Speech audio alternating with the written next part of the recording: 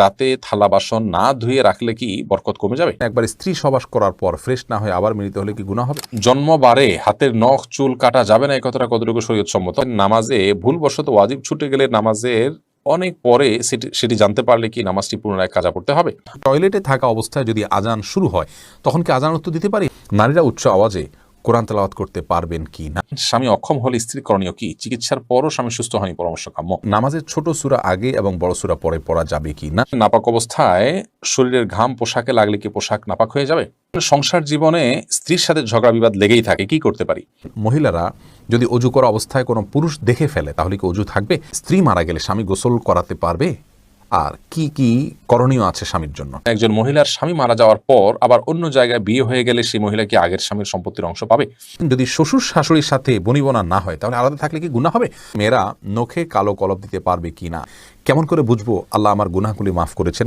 মাঝে মাঝে প্রস্রাবের পর পিচ্ছিল তরল জাতীয় কিছু গেলে কি শরীর বা কাপড় নাপাক হবে? মেয়েদের কি পশু পাখি জবাই করা জায়েজ আছে? হাতে তালি দেওয়া কি জায়েজ আছে? অনেকে বলে হারাম, এটা ইসলামের বিধান কি? বাচ্চাদের প্রস্রাবের ফোঁটা মেঝেতে পড়লে যদি তা নিজে নিজে শুকিয়ে যায় তবে কি তাদের নামাজ পড়া যাবে? বাজনা ছাড়া নুপুর পড়া যাবে কি না? কাজা নামাজ কিভাবে আদায় করব? মোবাইলে কোনো সূরা রিংটোন হিসেবে রাখা যাবে কিনা?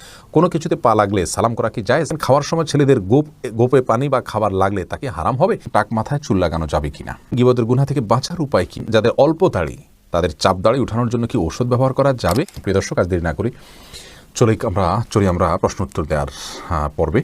মহিবুর রহমান প্রান্ত, আপনি জানতে চেয়েছেন নামাজের ছোট সূরা আগে এবং বড় সূরা পরে পড়া যাবে কি না? ভাই মহিবুর রহমান প্রান্ত, এভাবে নামাজ পড়লে নামাজ হয়ে যাবে। যেমন সূরা ফাতিহা পাঠ করার পর আপনি সূরা কাউসার পাঠ করলেন, এরপরে সূরায় আপনি ফালাক পাঠ করলেন, অথবা শুরুতে আপনি সূরা ইখলাস পাঠ করলেন, এরপরে সূরা ওয়াইলুল লিকুল্লি পড়লেন। তাহলে সেক্ষেত্রে প্রথম রাকাতে ছোট সূরা, বড় রাকাতে বড় সূরা পড়লেন, এভাবে নামাজ পড়লে নামাজ হয়ে যাবে, টেনশনের কোনো কারণ নেই। তবে এইভাবে নামাজ পড়লে নামাজটা সুন্দর হলো না, এটা যথার্থ হলো না, সুন্নাহসম্মত উপায় হলো না। সুন্নাহ হলো প্রথম রাকাত অপেক্ষা দ্বিতীয় রাকাত একটু ছোট হবে, এবং এভাবে আপনার এই পদ্ধতিতে আমাদেরকে সালাত আদায় করতে হবে, এটা হলো সুন্নাহ। এটার ব্যত্যয় করলে নামাজ হয়ে যাবে, বাট ইচ্ছাকৃতভাবে এরকম ব্যত্যয় করা উচিত নয়। রাসূল করিম সাল্লাল্লাহু আলাইহি ওয়াসাল্লাম বিভিন্ন হাদিস থেকে দ্বারা বর্ণিত হয়েছে যে তিনি সালাতের প্রথম রাকাতের কেরাত যতটুকু দীর্ঘ করতেন তৃতীয় রাকাতের কেরাতকে তার চাইতে একটু কম দীর্ঘ করতেন। অতএব সেটা মেনে আমাদের সালাত আদায় করতে পারলে ভালো এবং সুন্নাহসম্মত হবে ইনশাআল্লাহ বিদিনিল্লাহ। আমরা নিশ্চয়ই চাইব আমাদের সালাতটা সুন্দর হোক। আল্লাহ তাআলা কোরআনে বলেছেন সালাতকে কায়েম করতে, অর্থাৎ যথাযথভাবে সুন্দরভাবে করতে। যার সালাত যত সুন্দর তার ঈমান, তার তাকওয়া তত সুন্দর। অতএব সুন্নাহসম্মতভাবে করার চেষ্টা করব, ইনশাআল্লাহ ব্যতিক্রম হলে নামাজ হয়ে যাবে। ভাই রাশেদুল ইসলাম রুবেল, আপনি জানতে চেয়েছেন টাক মাথায় চুল লাগানো যাবে কিনা, এ ব্যাপারে ইসলামের কোনো বিধিনিষেধ আছে কিনা? ভাই রাশেদ, টাক মাথায় আলগা চুল লাগানোর ব্যাপারটি একজন স্বাভাবিক অবস্থায় একজন মানুষের জন্য জায়েজ নাই, কারণ আল্লাহ রাব্বুল আলামিন বলেছেন লা তাবদীলা লিখালকিল্লাহ, আল্লাহর সৃষ্টিতে কোনো প্রকার পরিবর্তন করা চলে না। এখন কারো চুল পড়ে গেছে, তিনি আলগা চুল লাগিয়েছেন, এটা এক ধরনের প্রতারণার মতো। যেমনিভাবে চুল সাদা হয়ে গেলে সেটাকে কালো করার যে একটা প্রবণতা, নিজের বয়স লুকোনোর চেষ্টা, অথবা বয়স ছাড়াও অনেক সময় সাদা হয়ে থাকে, তো এই যে নিজের অবস্থার পরিবর্তন করার চেষ্টা, এই জিনিসটাকে ইসলাম ভালোভাবে দেখে না। অতএব এটাকে স্বাভাবিকভাবে রেখে দেওয়াটাই উচিত, এবং এখানে কোনো প্রকার লুকোচুরি করা এটা অনুচিত এবং অসুন্দর। সাইদ জায়েদ, জোনায়েদ, আপনি জানতে চেয়েছেন যাদের অল্প দাড়ি তাদের চাপ দাড়ি উঠানোর জন্য কি ঔষধ ব্যবহার করা যাবে? ভাই সাইদ জোনায়েদ, ঔষধ ব্যবহার করে দাড়ি উঠানো এটা যদি স্বাস্থ্যের জন্য ক্ষতিকর হয়, ক্ষতিকর হওয়ার কথা স্বাভাবিকভাবে, যদি ক্ষতিকর হয় তাহলে কিন্তু এটা করা জায়েজ নাই। আল্লাহ রাব্বুল আলামিন বলেছেন ওয়ালা তালকু বিআইদিকুম ইলা তাহলুকা, তোমরা নিজেদেরকে ধ্বংসের দিকে, ক্ষতির দিকে ঠেলে দিও না। অতএব এমন কোনো ঔষধ ব্যবহার করা যাবে না যে ঔষধ ব্যবহার করলে আমাদের ক্ষতি হতে পারে। আর যদি কোনো প্রকার ক্ষতি না হয় তাহলে সেক্ষেত্রে দাড়ি গজানোর জন্য তিনি যদি কোনো মেডিসিন ইউজ করতে পারেন, কোনো অসুবিধা নেই। তবে মনে রাখা উচিত আল্লাহ রাব্বুল আলামিন তাকে যেভাবে সৃষ্টি করেছেন সেটার উপরে সন্তুষ্ট থাকা, এটার মধ্যেই কল্যাণ নিহিত আছে। চাপদাড়ি বা গালভর্তি দাড়ি হলে অনেক সুন্দর দেখা যাবে, সন্দেহ নাই, কিন্তু আল্লাহ রাব্বুল আলামিন আমাকে যেভাবে সৃষ্টি করেছেন, আল্লাহর এই ফয়সালায় সন্তুষ্ট হয়ে যাওয়া, এটার ভেতরেও কিন্তু এক ধরনের তৃপ্তি আছে, এর মধ্যে এক ধরনের শান্তি আছে। এই জন্য এই ধরনের পথগুলো অবলম্বন না করা ভালো। কিন্তু যদি স্বাস্থ্যের জন্য ক্ষতিকর কিছু না হয় তাহলে করতে পারেন, কোনো নিষেধাজ্ঞা নেই। তামান্না ইসলাম সেতু, আপনি জানতে চেয়েছেন মেয়েদের কি পশু পাখি জবাই করা জায়েজ আছে? বোন, অবশ্যই জায়েজ আছে। মুরগি, হাঁস, এই জাতীয় পশু পাখি, গরু, এগুলো জবাই করার ক্ষেত্রে অনেক উদাহরণ আমাদের সমাজে আছে। যেমন ভাই বোন দুজন মিলে একসাথে গরু জবাই করতে পারবেন না শেয়ারে, তারপরে আপনার মেয়েরা গরু বা ছাগল বা কোনো পশু জবাই করতে পারবেন না, গোসল ফরজ অবস্থায় গরু ছাগল জবাই করা যাবে না, স্বামী স্ত্রী একজন ধরবেন একজন জবাই করবেন এভাবে করা যাবে না, এরকম নানাবিধ কথা আমাদের সমাজে প্রচলিত আছে। এগুলো সবগুলো ভ্রান্ত ধারণা। ছেলেরা যেমন জবাই করতে পারবেন, মেয়েরাও কিন্তু সেভাবে আপনার জবাই করতে পারবেন, কোনো অসুবিধা নেই। জবের যে শর্ত আছে বিসমিল্লাহ আল্লাহু আকবার বলে জবাই করে ফেলবেন। এরপরে ফাহিম, আপনি জানতে চেয়েছেন স্ত্রী মারা গেলে স্বামী গোসল করাতে পারবে আর কি কি করণীয় আছে স্বামীর জন্য। দেখুন, স্ত্রী মারা গেলে স্বামী গোসল দিতে পারবেন কি না এই বিষয়টি ওলামা একরাম এবং ইমামগণের মধ্যে মত পার্থক্য আছে। ইমাম আবু হানিফা রাহিমাহুল্লাহর মত হলো যে স্ত্রী মারা গেলে স্বামী তাকে গোসল দিতে পারবেন না। তার কারণ হলো তিনি মনে করেন মৃত্যুর সঙ্গে সঙ্গে বৈবাহিক সম্পর্কটা আর থাকে না, ছিন্ন হয়ে যায়, যার কারণে তারা মাহরামের মতো হয়ে যান। এখানে অন্য কোনো মেয়েরা গোসল দিবেন। যদিও অন্য ইমামদের অনেকেরই মত হলো যে না, বৈবাহিক সম্পর্ক মৃত্যুর মাধ্যমে ভেঙে যায় না, বরং বৈবাহিক সম্পর্ক তালাক না দিলে সেটি কিয়ামত পর্যন্ত বরং চিরকালের জন্য অনন্তসীম কালের জন্য এই সম্পর্কটা হয়ে যায়। যার কারণে তাদের দৃষ্টিকোণ হলো যে স্বামী তার স্ত্রীকে গোসল দিতে পারবেন, স্ত্রী তার স্বামীকে গোসল দিতে পারবেন। তো এক্ষেত্রে যদি ভিন্ন কোনো ভালো মহিলা থাকেন যিনি গোসল দিতে পারেন সেটা ভালো, এবং এক্ষেত্রে কোনো অসুবিধা নেই।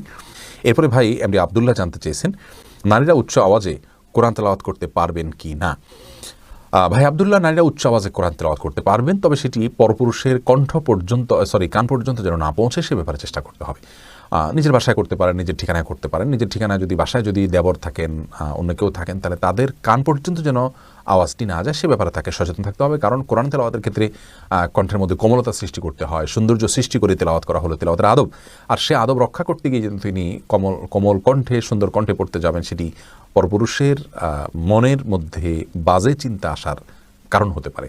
সেই জায়গা থেকে তিনি জোরে পড়বেন, যদি একাকী থাকেন বা কেউ না শুনে, আর যদি কেউ শোনার মতো থাকে তাহলে তার কান পর্যন্ত যেন না যায় সেভাবে তিনি তেলাওয়াত করবেন ইনশাআল্লাহ তাআলা। এরপরে এমডি মনিরুল ইসলাম জানতেছেন গীবতের গুনাহ থেকে বাঁচার উপায় কি। ভাই মনিরুল ইসলাম, গীবতের গুনাহ অত্যন্ত জঘন্য গুনাহ, বান্দার হক খুবই জঘন্য গুনাহ। আর এটা আমাদের কাছে ঘি ভাতের মতো হয়ে গেছে।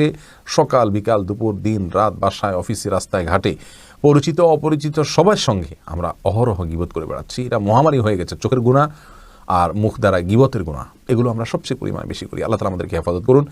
এই গুনাহ থেকে বাঁচার উপায় হলো যে ব্যক্তির সঙ্গে গেলে গীবত হয় তার সঙ্গ থেকে যথাসম্ভব দূরে থাকার চেষ্টা করা, হয়ে গেলে আল্লাহর কাছে লজ্জিত হয়ে মাপ চাওয়া। যে ব্যক্তির গীবত করে ফেলেছেন তার জন্য দোয়া করবেন আল্লাহুম্মা গফিরলাহু ওয়ারহামহু, নিজের ভাষায় দোয়া করবেন আল্লাহ তার জন্য আপনি তাকে ক্ষমা করে দিন, তাকে আপনি মাফ করে দিন। অর্থাৎ যার গীবত করে ফেলেছি, আল্লাহ তার প্রতি আমি অবিচার করে ফেলেছি, সেই জায়গা থেকে তার জন্য আপনি ক্ষমা চাইবেন ইনশাআল্লাহ বিনিল্লাহ, সেটাই আপনার জন্য যথেষ্ট হবে। এরপরে আফরিন সুলতান জান্নাত আপনি জানতে চেয়েছেন বাজনা ছাড়া নূপুর পরা যাবে কি না। জীবন আপনি নূপুর পড়তে পারেন যদি সেটাতে বাজনা না থাকে এবং বাহিরে আপনি যখন পড়ে যাবেন সেটা আপনার পায়ে থাকতে পারে, কোনো অসুবিধা নেই। সাহাবায়ে কেরামের মধ্যে থেকে অনেকে নূপুর পড়েছেন, অনেক মহিলা সাহাবীরা নূপুর পড়েছেন, এরকমটি হাদিস দ্বারা স্পষ্টভাবে আমরা জানতে পারি। মাহফুজ মুন্না আপনি জানতে চেয়েছেন খাওয়ার সময় ছেলেদের গোপে পানি বা খাবার লাগলে তাকে হারাম হবে না। এমন কোনো কথা নেই, গোপে পানি বা খাবার লাগলে হারাম হয়ে যাবে, এটা জায়েজ নেই। রবিউল ইসলাম জানতে চেয়েছেন কোনো কিছুতে পা লাগলে সালাম করা কি জায়েজ? না ভাই, কোনো কিছুতে পাও লাগলে সেখানে হাত দিয়ে সালাম করতে হবে। হাত দিয়ে যদি সালাম হয় না, পা ছুঁয়ে এটাকে সম্মান করতে কোনো কথা নেই। কিন্তু আমাদের সমাজে যেহেতু পাও লাগাটাকে অসম্মান মনে করা হয়, এটা ওরফ, আর ওরফের একটা এতেবার এবং গ্রহণযোগ্যতা ইসলামী শরিয়াতে আছে, যার কারণে কারোর গায়ে পাও লাগলে সেটা লাথি দেওয়ার সাথে কিছুটা সাদৃশ্যপূর্ণ হওয়ার কারণে আমাদের সমাজে এটাকে দূষণীয় মনে করে। এরাবেনরা দূষণীয় মনে করে না, তার জন্য পাও লাগলেও এটাকে কিছু মনে করে না। তো আমাদের সমাজে যদি দূষণীয় মনে করা হয়, সেহেতু যার কাছে যার গায়ে পাও লেগেছে তাকে যদি আপনি একটু টাচ করে আপনি আসলে পাও লাগাতে চাননি, হাত লাগাতে চেয়েছেন অথবা অশ্রদ্ধা করতে চান, এটা বোঝাতে চান, তাহলে সেটা ঠিক আছে, এটাতে দোষের কিছু নাই। তবে এর মানে এই নয় যে তাকে আপনি সালাম দিবেন। শারমিন সোনালী আপনি জানতে চেয়েছেন যদি শ্বশুর শাশুড়ির সাথে বনিবনা না হয় তাহলে আলাদা থাকলে কি গুনাহ হবে? আলাদা থাকলে গুনাহ হবে না। ওনাদের হক যদি মোটামুটি আদায় করা হয়, তাদের যেটুকু প্রয়োজন, আলাদা থাকলে যে গুনাহ হবে এমন কোনো কথা নেই। নাহিদ আলম জানতেছেন উলঙ্গ ছবিতে ভুলে দৃষ্টি পড়ে গেলে কি গুনাহ হবে? ভুলে দৃষ্টি পড়ে গেলে গুনাহ হবে না, কিন্তু যখনই স্মরণ হবে তখনই সাথে সাথে ফিরে আনতে হবে। আল্লাহ তাআলার ভয়, আল্লাহ তাআলা আমাদেরকে সেই ভয় এবং তাকে নসিব করুন। এমনি বাপি জানতে চেয়েছেন আমি টয়লেটে থাকা অবস্থায় যদি আজান শুরু হয় তখন কি আজান উত্তর দিতে পারি? না ভাই, আপনি অপেক্ষা করবেন, বের হয়ে আজান উত্তর দিয়ে দিবেন। মোবাইলে কোনো সূরা রিংটোন হিসেবে রাখা যাবে কিনা? না, কোনো সূরাকে রিংটোন হিসেবে রাখা যাবে না, কারণ এতে কোরআনের প্রতি অসম্মান হয়। এদিক থেকে অসম্মান হয় যে কোরআন আপনার রিংটোনের কাজে ইউজ হওয়ার জন্য নাজিল হয়নি। এটা কোরআনের আয়াতকে দিয়ে যদি আপনি ঠোঙা বানান, সেখানে মুড়ি রাখেন, এটা যেরকম অপমান, রিংটোন হিসাবে কোরআনের আয়াতকে সেট করলে এরকম অপমান, কোরআনকে অজায়গায় ব্যবহার করা হয়। আর দ্বিতীয়ত হলো, এটা যে কোনো জায়গায় বেজে উঠবে, টয়লেটে বেজে উঠতে পারে, সেক্ষেত্রে অসম্মান হবে আল্লাহর কালামের। আবার অপূর্ণাঙ্গ অংশে আপনি তেলাওয়াতের এমন কোনো পর্যায়ে আপনি কল রিসিভ করতে পারেন যেখানে অপূর্ণাঙ্গ কথা থেকে যাবে, সেটাও কোরআনের অপব্যবহার। সব মিলিয়ে এটাকে রিংটোন হিসেবে ব্যবহার করা যাবে না। আফরিন মোল্লা, আপনি জানতে চেয়েছেন কাজা নামাজ কীভাবে আদায় করব। দেখুন, কাজা নামাজ আদায় করার পদ্ধতি হলো, যখন আপনি অনেকগুলো সালাত ছুটে যাবে তখন ধারাবাহিকভাবে পড়ে যাবেন, যতটুকু সম্ভব শুধু ফরজগুলো আদায় করে যাবেন, সুন্নত আদায় না করলেও চলবে, এগুলো পড়ে ফেলুন আস্তে আস্তে। শাহিদা খাতুন জানতে চেয়েছেন, কেমন করে বুঝবো আল্লাহ আমার গুনাহগুলি মাফ করেছেন। এটাকে নিশ্চিতভাবে বোঝার কোনো উপায় নেই বোন শাহিদা, তবে আল্লাহ রাব্বুল আলামিন আপনার গুনাহ মাফ করেছেন তার আলামত হিসাবে আপনি গুনাহ থেকে বেঁচে থাকার সুযোগ পাচ্ছেন, তওবার তৌফিক পাচ্ছেন, এবং ভালো কাজ করার তৌফিক পাচ্ছেন। এগুলোকে আপনি আলামত হিসাবে ধারণা করতে পারেন, কাউন্ট করতে পারেন, তবে নিশ্চিতভাবে বলার কোনো সুযোগ নেই। এই জন্যই তো আল্লাহ রাব্বুল আলামিনের কাছে তওবা আমরা মৃত্যু পর্যন্ত করে যাব, মাগফিরাত আমরা মৃত্যু পর্যন্ত চেয়ে যাবো ইনশাআল্লাহ বিদিনিল্লাহ। মামুন চৌধুরী জানতে চেয়েছেন, বাচ্চাদের পেশাবের ফোঁটা মেঝেতে পড়লে যদি তার নিজে নিজে শুকিয়ে যায় তবে কি তাদের নামাজ পড়া যাবে? যদি নিজে নিজে শুকিয়ে যেমন কোনো আলামত না থাকে তাহলে সেখানে নামাজ পড়া যাবে। আব্দুল মমিন জানতে চেয়েছেন, মহিলারা যদি অজু করা অবস্থায় কোনো পুরুষ দেখে ফেলে তাহলে কি অজু থাকবে? দেখুন ভাই আব্দুল মমিন, অজু করা অবস্থায় কোনো পুরুষ দেখলে অজু ভাঙবে এমন নয়, তবে সেটা যদি ইচ্ছাকৃত দেখেন তাহলে গুনাহ হবে, আর অনিচ্ছাকৃত হলে গুনাহও হবে না, কিন্তু এই দেখার সাথে অজু ভাঙার কোনো সম্পর্ক না, অজু থাকবে ইনশাআল্লাহ। এমডি নাসির উদ্দিন জানতে চেয়েছেন, মাঝে মাঝে প্রস্রাবের পর পিচ্ছিল তরল জাতীয় কিছু গেলে কি শরীর বা কাপড় নাপাক হবে? যদি শরীরে লাগে তাহলে সেই অংশটা ধুয়ে ফেলবেন, কাপড় লাগলে সেই অংশটা ধুয়ে ফেলবেন, বাস তাহলেই চলবে। নাপাক হবে যেটুকু লাগবে সেটুকু জায়গা। জহিরুদ্দিন মোহাম্মদ বাবর জানতে চেয়েছেন, হাতে তালি দেওয়া কি জায়েজ আছে? অনেকে বলে হারাম, এটা ইসলামী বিধান কি? হাতে তালি দেওয়া এটাকে হারাম বলার সরাসরি কোনো সুযোগ নেই, তবে অবাক করা কোনো কিছু, ভালো কিছু দেখলে মুখে সুবহানাল্লাহ বলা, আশ্চর্য হলে সুবহানাল্লাহ বলা, মাশাআল্লাহ বলা, এটা হলো সুন্নাহ, হাতে তালি নয়। কিন্তু যদি কেউ হাতে তালি দেন তাহলে সেক্ষেত্রে হারাম হয়ে যাবে, এটা মোটেও সঠিক নয়। খোকন মিজি জানতে চেয়েছেন, মেয়েরা নখে কালো কলব দিতে পারবে কি না? নখে যদি কলব দেন এবং তাতে যদি আলাদা আবরণ পড়ে যায় যেটা খোসার মতো উঠে, তাহলে সেক্ষেত্রে ওইটা দিয়ে উজু করলে উজু হবে না। পিরিয়ড চলাকালীন সময় দিতে পারেন, আবার পিরিয়ড ভালো হওয়ার আগে সেটা তুলে ফেলতে হবে। শাহিনুর ইসলাম সোনিয়া, আপনি লিখেছেন, স্বামী অক্ষম হলে স্ত্রী করণীয় কি? চিকিৎসার পরও স্বামী সুস্থ হয়নি, পরামর্শ কাম্য। স্বামী অক্ষম, এই অক্ষমতার ডেফিনেশন কি, তিনি কতটা অক্ষম, এবং চিকিৎসা হওয়ার পরও তিনি সুস্থ হন নাই, কী ধরনের চিকিৎসা হয়েছে, তার আন্তরিকতা ছিল কিনা, এটা কি প্রকৃত অর্থেই অক্ষমতার সংজ্ঞায় পড়ে কিনা, নাকি স্বামী স্ত্রী নিজেদের মধ্যে ভুল বুঝাবুঝি হলে শুধুমাত্র একজন অন্যজন থেকে নিষ্কৃতি পাওয়ার জন্য এটা একটা উসিলা মাত্র, বাহানা মাত্র, অথবা আপনার এখানে অন্য কোনো ফাঁকফোকর আদৌ আছে কিনা, এই বিষয়গুলো দেখতে হবে। যদি এমন হয় যে স্বামী স্ত্রীর জৈবিক প্রয়োজন পূরণ করতে একেবারেই অক্ষম, চিকিৎসার পরও সেটা তার মধ্যে সে সমস্যা তার দূর না হয়, তাহলে সেক্ষেত্রে স্ত্রী বিচ্ছেদের উদ্যোগ গ্রহণ করতে পারেন। স্বামী যদি বিচ্ছেদ না দেন, স্বামী যদি তালাক না দেন, তাহলে সেক্ষেত্রে আদালতের মাধ্যমেও বিচ্ছেদের উদ্যোগ নিতে পারেন, সামাজিকভাবেও বিচ্ছেদের উদ্যোগ আলেম ওলামাদের মাধ্যমে, স্থানীয় মুরব্বিদের মাধ্যমে উদ্যোগ নিতে পারেন, তাকে প্রেশার দিতে পারেন, অর্থাৎ সে অধিকার তার আছে। ইসলাম বলে না যে একজন স্বামী অক্ষম হওয়ার পরও নারী সারা জীবন তার ঘর করে যেতে হবে, তবে প্রকৃত অবস্থাকেই সেটা নিরূপণ, নিজেরটা নিজে না করে অন্যদের সহযোগিতা নিয়ে, বিদগ্ধ মানুষগুলোর সহযোগিতা নিয়ে সিদ্ধান্তে আসতে পারলে সেটা অবশ্যই ভালো। শাহরিয়ার রহিম লিখেছেন, নাপাক অবস্থায় শরীরের ঘাম পোশাকে লাগলে কি পোশাক নাপাক হয়ে যাবে? নাপাক অবস্থায় যদি শরীরের ঘাম পোশাকে লাগে তাহলে সেই পোশাক নাপাক হবে না, কারণ মানুষ যখন গোসল ফরজ হওয়ার কারণে নাপাক হন কিংবা ছোট নাপাকও হন, তখন তার ঘামও নাপাক হয়ে যায় না, যার কারণে এই ঘামগুলো শরীরে, পোশাকে কোনো জায়গায় লাগলে সেই জায়গাগুলো নাপাক হবে না। সোহেল রানা, আপনি লিখেছেন, জন্মবারে হাতের নখ চুল কাটা যাবে না, এই কথাটা কতটুকু শরীয়ত সম্মত? নিছক কি কুসংস্কার, এর কোনো ভিত্তি শরীয়তে নেই। যে বারে জন্মগ্রহণ করেছে ওই বারে চুল কাটা যাবে না, এটা কোনো ভিত্তি নেই। যে কোনো দিনই চুল বা নখ কাটা যেতে পারে। এমডি ইরফান মুহিত, আপনি লিখেছেন, নামাজে ভুলবশত ওয়াজিব ছুটে গেলে নামাজের অনেক পরে সেটি জানতে পারলে কি নামাজটি পুনরায় কাজা পড়তে হবে? নামাজে ভুলবশত ওয়াজিব যদি ছুটে যায় তাহলে নামাজের অনেক পরে আপনি সেটি জানতে পারলেন, তাহলে অবশ্যই সেটিকে আপনি কাজা করবেন। কারণ হলো ওয়াজিব ছুটে গেলে সে নামাজটা অপূর্ণ থেকে যায়, বিধায় পরবর্তীতে মনে হলে আপনি সেই নামাজটি আবার পড়ে দিবেন। আর নামাজের মধ্যেই যদি মনে হয় তাহলে সিজদা সাহু দিলেই আপনি দায়মুক্ত হয়ে যাবেন। বাট নামাজ শেষ করার পরে মনে হলে সেই নামাজটা আবার পড়ে দিতে হবে, অর্থাৎ ওটা কাজা করাটা ওয়াজিব থাকে তখন। আব্দুল হামিদ রিপন জানতে চেয়েছেন, একবার স্ত্রী সবাস করার পর ফ্রেশ না হয়ে আবার মিলিত হলে কি গুনাহ হবে? কোনো গুনাহ হবে না, তবে মাঝে যদি অজু করে নেওয়া যায় তাহলে সেটা সুন্নাত আদায় হবে, আর না করলেও গুনাহ হবে না। আব্দুল্লাহ সোহাগ লিখেছেন, ফজরের নামাজ পড়ে আমি ঘুমিয়ে পড়ি, এতে কি আমি গুনাহগার হব? ফজরের সালাত আদায় করার পর যদি আপনি ঘুমিয়ে পড়েন তো এতে আপনার বড় কোনো গুনাহ হবে না, কারণ এতে কোনো হারাম কাজ আপনি করছেন না, কিন্তু একটা অনুত্তম কাজ করছেন। গুনাহ শব্দের অর্থ ক্ষতি, সে অর্থে ক্ষতি তো হবেই, কিন্তু ক্ষতিটা ওরকম বড় ক্ষতি, মোটা দায় ক্ষতি, কোনো কবিরা গুনাহ নয়। যদি এমন হয় যে আপনি রাতে ডিউটি করেছেন, গভীর রাতে আপনাকে ঘুমাতে হয়েছে কোনো কারণে, বাধ্য হয়ে আপনি সকালে ঘুমিয়েছেন, তাহলে সেক্ষেত্রে ইনশাআল্লাহ কোনো প্রকার গুনাহই হবে না, কারণ এটা শরীয়ত নিষিদ্ধ কোনো কাজ আপনি করেছেন ব্যাপারে সেরকম না। অনেক ফুকাহা একরাম এটাকে নিষেধ করেছেন, এটা স্বাস্থ্যের জন্য ক্ষতিকর। নবী সাল্লাল্লাহু আলাইহি ওয়াসাল্লাম এই টাইমে তাসবিহ তিলাওয়াত করতে পছন্দ করতেন। আল্লাহ কোরআনে কারিমে বিভিন্ন জায়গায় বলেছেন ওয়াসসাবিহু বুকরাতাও ওয়া আসীলা, এই জাতীয় কথা আল্লাহ তাআলা বলেছেন। সেখান থেকে বোঝা যায় যে সকাল এবং সন্ধ্যার সময়গুলো ইবাদতের সময়, জিকির আজকারের সময়, তাসবিহ তিলাওয়াতের সময়, এই সময়টা ঘুমের সময় নয়, বিধায় এগুলো থেকে আমাদের বেঁচে থাকা দরকার। এরপরে আতিকা সাফরিন ইয়াডি থেকে আপনি লিখেছেন, একজন মহিলার স্বামী মারা যাওয়ার পর আবার অন্য জায়গায় বিয়ে হয়ে গেলে সেই মহিলা কি আগের স্বামীর সম্পত্তির অংশ পাবে? কোনো নারী যদি কোনো জায়গায় বিয়ে হয়, এরপরে যদি স্বামী মারা যান তখন যদি তার স্ত্রী থাকেন, তাহলে সেক্ষেত্রে তিনি অবশ্যই সম্পত্তির ভাগ পাবেন। কিন্তু স্বামী মারা যাওয়ার আগেই যদি তিনি বিবাহ বিচ্ছেদ হয়ে অন্যত্র বিয়ে করেন, তাহলে সেক্ষেত্রে আর আগের স্বামীর সম্পত্তি থেকে কোনো ভাগ তিনি পাবেন না। তাহলে দেখতে হবে যে স্বামী মারা যাওয়ার সময় তিনি ওই স্বামীর স্ত্রী ছিলেন কিনা।